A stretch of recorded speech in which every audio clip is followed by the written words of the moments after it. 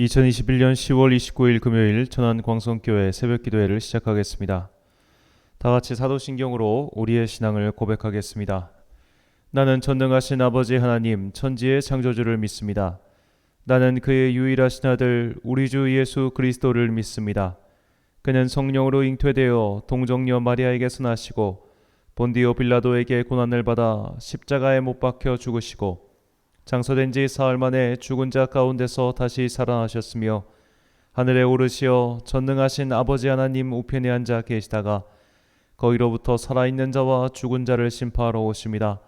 나는 성령을 믿으며 거룩한 공교회와 성도의 교제와 죄를 용서받는 것과 몸의 부활과 영생을 믿습니다. 아멘. 찬송가 220장입니다.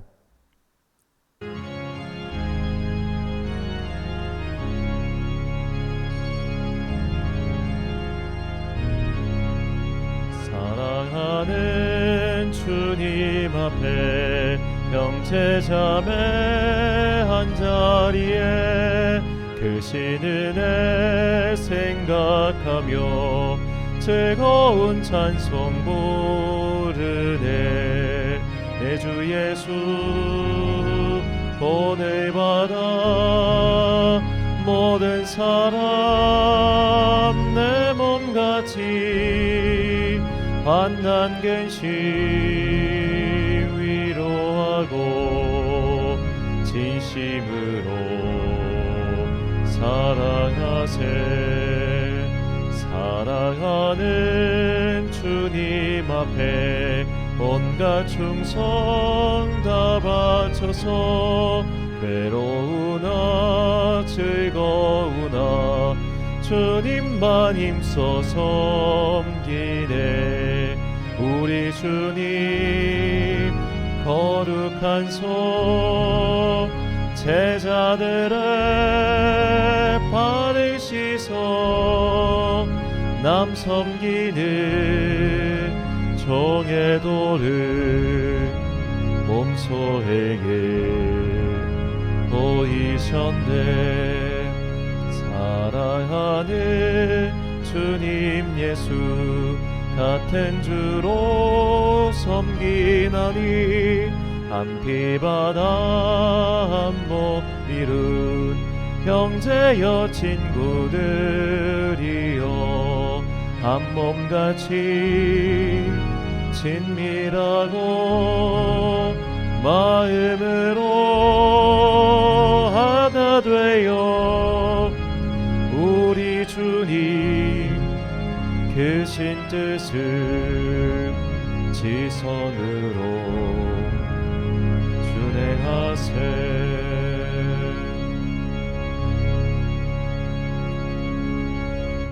오늘 우리에게 주신 하나님의 말씀 사도행전 6장 1절부터 15절까지의 말씀입니다. 사도행전 6장 1절부터 15절까지의 말씀 이제 봉독하겠습니다. 하나님의 말씀을 경청하십시오. 이 시기에 제자들이 점점 불어났다. 그런데 그리스 말을 하는 유대 사람들이 히브리 말을 하는 유대 사람들에게 불평을 터뜨렸다. 그것은 자기네 과부들이 날마다 구호 음식을 나누어 받는 일에 소홀히 여김을 받기 때문이었다. 그래서 12사도가 제자들을 모두 불러놓고 말하였다. 우리가 하나님의 말씀을 전한 일을 제쳐놓고서 음식 베푸는 일에 힘쓰는 것은 좋지 못합니다. 그러니 형제자매 여러분, 신망이 있고 성령과 지혜가 충만한 사람 7을 여러분 가운데서 뽑으십시오. 그러면 그들에게 이 일을 맡기고 우리는 기도하는 일과 말씀을 섬기는 일에 헌신하겠습니다. 모든 사람이 이 말을 좋게 받아들여서 믿음과 성령이 충만한 사람인 스데반과 빌립과 브로고로와 니가노르와 디몬과 바메나와 안디옥 출신의 이방 사람으로서 유대교에 개종한 사람인 니골라를 뽑아서 사도들 앞에 세웠다. 사도들은 기도하고 그들에게 안수하였다. 하나님의 말씀이 계속 퍼져나가서 예루살렘에 있는 제자들의 수가 부쩍 늘어가고 제사장들 가운데서도 이 믿음에 순종하는 사람들이 많았다. 스데반은 은혜와 능력이 충만해서 백성 가운데서 놀라운 일과 큰 기적을 행하고 있었다. 그때 구레네 사람과 알렉산드리아 사람과 길리기아와 아시아에서 온 사람으로 구성된 이른바 리버디노 회당에 소속된 사람들 가운데에서 몇이 들고 일어나서 스데반과 논쟁을 벌였다. 그러나 스데반이 지혜와 성령으로 말하므로 그들은 스데반을 당해낼 수 없었다. 그러므로 그들은 사람들을 선동하여 스데반이 모세와 하나님을 모독하는 말을 하는 것을 우리가 들었습니다 하고 말하게 하였다. 그리고 백성과 장로들과 율법학자들을 부추기고 스데반에게로 몰려가 그를 붙잡아서 공의회로 끌고 갔다. 그리고 거짓 증인들을 세워서 이렇게 말하게 하였다. 이 사람은 쉴 새 없이 이 거룩한 것과 율법을 거슬러 말을 합니다. 이 사람이 나사렛 예수가 이곳을 헐고 또 모세가 우리에게 전하여 준 규례를 뜯어 고칠 것이라고 말하는 것을 우리가 들었습니다. 공의회에 앉아있는 사람들이 모두 스데반을 주목하여 보니 그 얼굴이 천사의 얼굴 같았다. 아멘. 인정해야 고친다 란 제목으로 하나님의 말씀 선포하겠습니다. 우리가 교회를 다니는 동안 이 귀에 인이 박힐 정도로 듣는 말 중 하나는 우리가 죄인이다 라는 명제입니다. 모든 인간이 죄를 지어 하나님과 멀어졌다는 것, 이것은 기독교 신앙의 출발이며 절대적인 대명제이지요.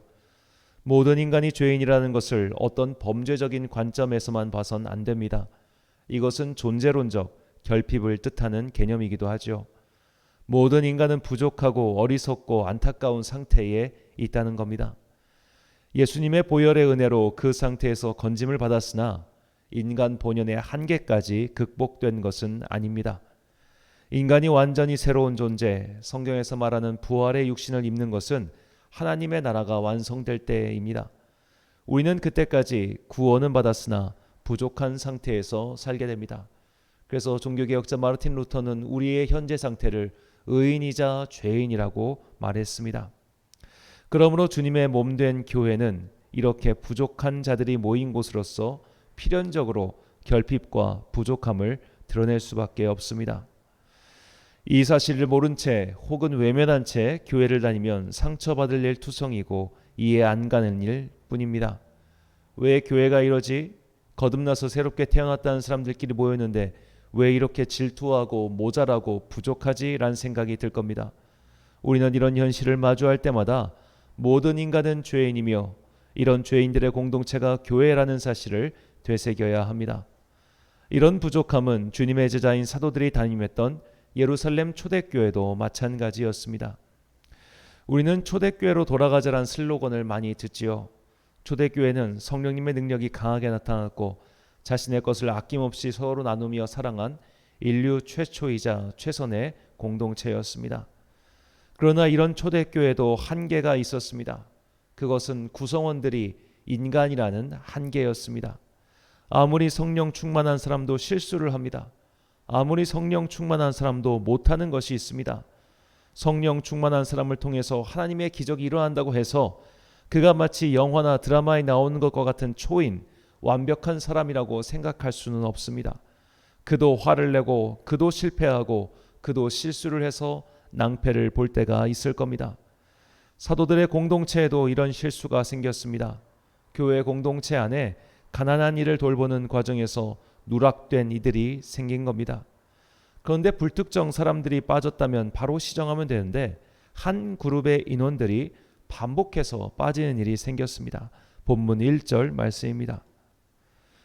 그때 제자가 더 많아졌는데 헬라파 유대인들이 자기의 과부들이 매일의 구제에서 빠짐으로 히브리파 사람들을 원망하니. 아멘. 당시 유대인 사회는 크게 두 부류로 나뉘어 있었습니다. 헬라어를 모국어로 사용하는 헬라파 유대인들과 아람어를 모국어로 사용하는 히브리파 유대인들이었습니다. 이 기원전 6세기 남유다 왕국이 멸망한 이후 히브리 민족은 바벨론의 포로로 끌려갔을 뿐만 아니라 팔레스타인 지역을 넘어 지중해 세계 곳곳으로 흩어졌습니다. 이 포로의 시간이 끝난 후 다시 예루살렘으로 돌아와 성을 세우고 성전을 세웠지만 한번 흩어진 자들 모두가 다시 모일 수는 없었습니다. 이미 100년의 세월이 훌쩍 넘어버렸고 각자 흩어진 곳에서 정착을 하였기 때문입니다. 자, 이렇게 쉽게 구분하면 국내파 유대인과 해외파, 요즘식으로 말하면 재외동포 유대인으로 나뉘게 된 것이죠.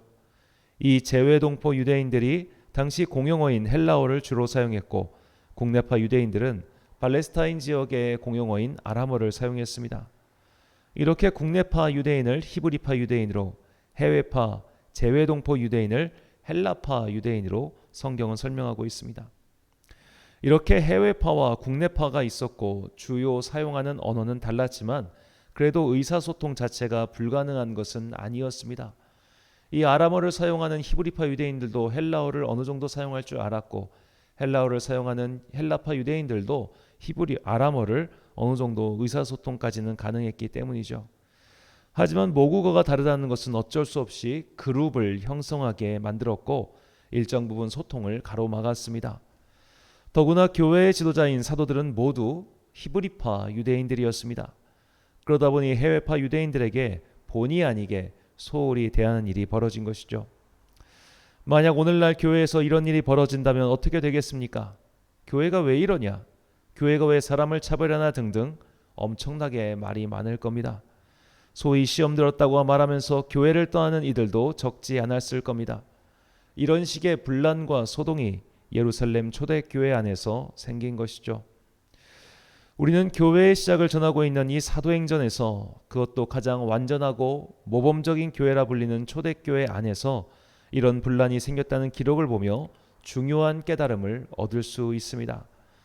아무리 성령 충만한 자들이 모인 공동체라 할지라도 어쩔 수 없는 한계를 지닌 인간의 공동체일 뿐이라는 깨달음입니다.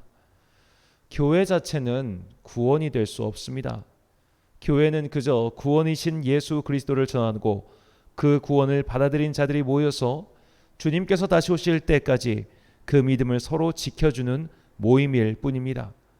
교회 자체가 신도 아니며 교회 자체가 구세주도 아닙니다. 그러니 교회가 부족하고 실수하고 때로는 어처구니 없는 일이 벌어진다 해도 그것이 그 교회가 거짓이거나 진리가 없다고 말할 근거는 되지 않습니다. 우리는 이 사건을 통해 인간 존재의 한계, 인간 존재의 부족함을 그대로 받아들여야 합니다. 우리는 결코 완전할 수도 없고 실수가 없는 사람이 될 수도 없습니다. 중요한 것은 실수를 받아들이고 인정한 뒤 해결책을 모색하는 것이죠. 사도들은 그렇게 행동했습니다. 본문 3절 말씀입니다. 형제들아 너희 가운데서 성령과 지혜가 충만하여 칭찬받는 사람 7을 택하라. 우리가 이 일을 그들에게 맡기고. 아멘. 여기서 너희 가운데라는 말을 주목해야 합니다. 너희는 누구일까요? 해외파 유대인 곧 헬라파 유대인들입니다. 이들은 초대교회 7 집사라고 부르는 이들을 뽑았죠. 그런데 이 7 집사는 우리가 생각하는 그런 집사의 일을 했던 자들이 아닙니다. 그들은 헬라파 유대인들의 대표였으며 동시에 예루살렘 초대교회의 또 다른 사역자들이었습니다. 이 7 집사 중 성경에 행적이 기록된 이들은 스데반과 빌립입니다. 자, 우리는 다음 주 월요일에 이제 사도행전 7장을 통해서 스데반의 행적을 더 자세히 살펴볼 것입니다. 오늘 본문은 이 스데반이 한 일을 다음과 같이 소개하죠. 8절과 10절 말씀입니다. 스데반이 은혜와 권능이 충만하여 큰 기사와 표적을 민간에 행하니 10절 스데반이 지혜와 성령으로 말함을 그들이 능히 당하지 못하여. 자, 스데반이 한 일은 해외파 유대인들의 여인들에게 구제의 분배를 행한 것이 아니었죠. 스데반은 말씀을 전했고 그 말씀을 전하면서 그를 통해 큰 기적이 일어났습니다. 자, 이를 통해서 알 수 있는 것은 사도들의 7 집사를 세운 것이 단순히 교회 일을 맡기려고 하는 것이 아니라 헬라파 유대인들의 대표자를 세운 것임을 알 수 있습니다. 사도들은 그 대표들에게 안수함으로 자신들의 권한을 위임했고 위임받은 자들은 성령이 충만하여 각자에게 주어진 사역을 했습니다. 교회에 생긴 문제와 이것을 해결하는 사도들의 모습을 통해서 우리는 하나님의 메시지를 찾을 수 있습니다. 자, 우리는 인간입니다. 그리고 교회는 인간들의 모임입니다. 그렇게 부족하고 모자란 인간들의 모임에 주님께서 은혜와 축복을 내려주신 것일 뿐 교회 자체가 특별하고 성령님의 선물을 받은 인간들 그 자체가 특별한 것은 아닙니다. 그러므로 지상의 교회들은 언제나 부족하며 또한 문제가 생기기 마련입니다. 지상의 교회들을 다니는 동안 우리는 목사에게 실망하고 형제 자매에게 상처받을 것이며 미숙한 행정 절차를 볼 것이고 때로는 속이 터질 것 같은 답답한 일을 만나기도 할 겁니다. 이런 일이 앞으로도 영원히 일어나지 않을 것이라고 생각하는 것은 마치 인간이 스스로의 힘과 노력으로 완전 무결해질 수 있다고 생각하는 것만큼 유치한 것입니다. 우리는 넘어지고 실패하고 실수하고 상처 주며 또 반복해서 그런 일이 일어날 겁니다. 그때마다 우리에게 주어진 사명은 실망하지 않고 실수와 실패를 인정하고 그것을 되풀이하지 않도록 조치하는 것일 뿐입니다. 이것이 내가 죄인이라는 것을 고백하고 그 죄인들의 부족한 모습 그대로 모인 것이 교회라는 것을 인정하며 그 죄인들의 모임과 예배를 하나님께서 은혜로 받아주신다고 고백하는 성도들의 당연한 자세이죠. 디모데전서 1장 15절과 16절 말씀입니다. 무엇보다 모든 사람이 받을 만한 이 말이여 그리스도 예수께서 죄인을 구원하시려고 세상에 임하셨다 하였도다. 죄인 중에 내가 괴순이라. 그러나 내가 긍휼을 입은 까닭은 예수 그리스도께서 내게 먼저 일체 오래 참으심을 보이사 후에 주를 믿어 영생 얻는 자들에게 본이 되게 하려 하심이라. 아멘. 사랑하는 천안 광성교회 성도 여러분, 그리고 이 새벽을 함께 깨우고 계신 귀한 주님의 자녀 여러분, 우리는 죄인입니다. 그러니 주님께서 이 땅에 오실 때까지 우리는 불완전할 수밖에 없습니다.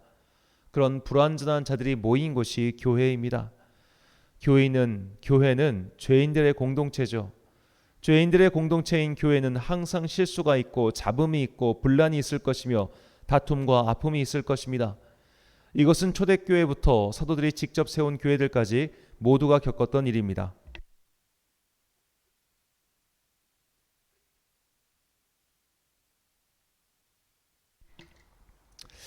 단지 그 내용이 달랐고 그것을 해결하는 자세가 오늘 우리와 달랐을 뿐이죠. 사도들은 즉각 자신들의 실수를 인정했습니다. 자신의 권위를 내세우며 해외파 유대인들을 겁박하지 않았습니다. 자신이 죄인임을 인정하지 않는 이는 실수도 인정하지 않습니다. 내가 죄인이고 내가 부족한 사람이며 그런 자들이 함께 모여 하나님께 은혜와 감사의 예배를 드리는 곳이 교회라는 것을 진정으로 받아들이며 인정한다면 우리는 공동체 안에 다툼과 잡음이 있을지언정 그들 중에 믿음을 저버리는 자들은 생기지 않을 겁니다. 환자가 병이 나으려면 내가 환자라는 사실부터 인정해야 합니다. 자신이 멀쩡하다고 말하는 이는 병을 나으려는 노력도 하지 않기에 그 병이 치료될 수 없습니다. 나 자신이 죄인이고 부족하고 실수가 많고 때로는 비겁하고 악랄할 수도 있음을 인정할 때 비로소 우리의 영혼과 우리의 교회 공동체는 하나님 나라의 모형으로서 그 역할을 할 수 있게 될 겁니다.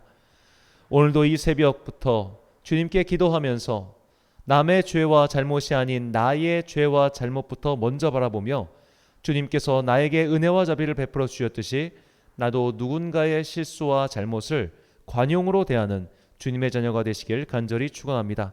기도하겠습니다. 사랑과 은혜가 충만하신 아버지 하나님, 우리는 종종 자신이 죄인이라는 사실을 망각하곤 합니다. 나의 실수에는 관대하고 남의 실수에는 편협합니다. 나는 완전 무결한 사람인 척 말하고 행동하며 남의 작은 허물을 꼬집어서 비난합니다. 교회는 부족한 자들, 죄인들의 공동체임을 초대교회의 사건을 통해서 깨우쳐 주시니 감사합니다. 초대교회 사람들도 실수를 했고 불만이 있었고 심지어 분열도 있었습니다. 하지만 잘못을 인정하고 그것들을 바로잡기 위해 노력했습니다. 자신들의 죄인임을 잊지 않았던 초대교회의 사도들과 성도들처럼 우리도 항상 나의 잘못과 부족함부터 깨우치고 함부로 남을 정죄하지 않게 하옵소서. 오늘은 금요일 저녁 기도회가 있습니다. 이제 다음 주부터 20일 동안 우리 교회는 다니엘 기도회를 시작합니다. 이 기도의 시간을 통해 먼저 우리의 영혼이 변화되게 하시고 마음 깊숙한 곳에서부터 주님을 찬양하고 주님께 기도하는 순결한 성도가 되게 하옵소서. 기도회를 준비하며 오늘도 우리의 영혼이 오롯이 주님께 향하길 소망하오며 예수님의 이름으로 기도드립니다. 아멘. 주기도문하심으로 새벽 기도회를 마치겠습니다. 하늘에 계신 우리 아버지, 아버지의 이름을 거룩하게 하시며 아버지의 나라가 오게 하시며 아버지의 뜻이 하늘에서와 같이 땅에서도 이루어지게 하소서. 오늘 우리에게 일용할 양식을 주시고 우리가 우리에게 잘못한 사람을 용서하여 준 것 같이 우리의 죄를 용서하여 주시고 우리를 시험에 빠지지 않게 하시고 악에서 구하소서. 나라와 권능과 영광이 영원히 아버지의 것입니다. 아멘.